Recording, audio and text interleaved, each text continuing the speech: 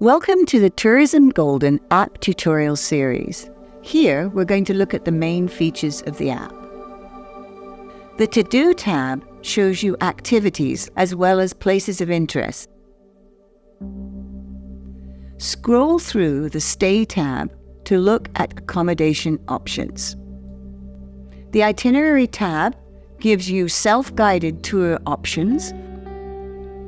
Eat and Drink gives you dining options. Scroll these to see the diverse culinary culture in Golden. You can click on individual options for a description, map location, and contact information. Use the Parks Places tab to find more places of interest, attractions, and activities.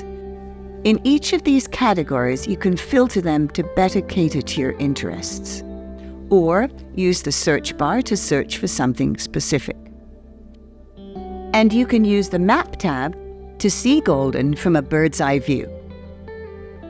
This shows you what you're close to at any given time. The Trails tab will give you access to biking, Nordic skiing, and snowmobiling maps. Choose the Map It option to see the trails in map form as well as your own location. If you preload these maps, you can GPS track your location out on the trails even if you don't have data or service. There are other uses for the app as well.